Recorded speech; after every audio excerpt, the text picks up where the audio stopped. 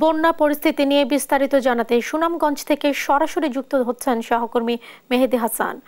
মেহেদী, বন্যার পরিস্থিতির সবশেষ তথ্য আমাদের জানাবেন। জেসিকা, আমি এই মুহূর্তে আছি সুনামগঞ্জের খরসার হাওরের পারে বিশ্বম্বরপুর উপজেলার। আপনি দেখতে পাচ্ছেন আমার ঠিক পিছনেই একটি গ্রামীণ সড়ক আছে। সেই সড়কটি কিন্তু পাহাড়ি ঢলের কারণে নিমজ্জিত হয়ে গেছে এবং প্রায় অনেকগুলো পরিবার আসলে পানিবন্দী।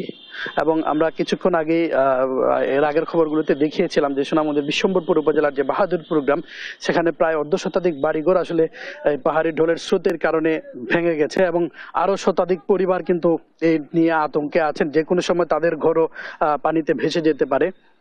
আমরা কথা বলেছিলাম এখানের বিশ্বম্বরপুর উপজেলার যিনি নির্বাহী কর্মকর্তা আছেন তার সাথে। তিনি আমাদেরকে বলেছেন যে গতকাল যখন পানির স্রোতে আসলে তাদের বাড়িঘর ভেঙে যায়, তিনি পরিদর্শনে গিয়েছিলেন।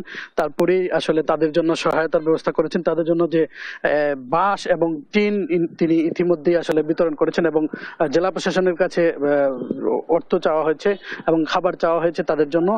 জেলা প্রশাসনের পক্ষ থেকে এগুলো দিলেই পরে তাদের মধ্যে বিতরণ করা হবে। এবং আমরা কথা বলেছি সুনামগঞ্জ পানি উন্নয়ন বোর্ডের নির্বাহী প্রকৌশলের সাথে।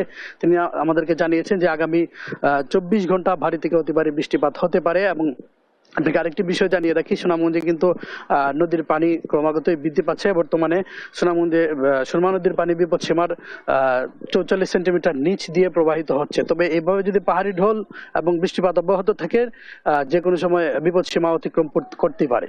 তো এই ছিল আমার কাছে সুনামগঞ্জ থেকে পাহাড়ি ঢলের সর্বশেষ তথ্য। জেসিকা।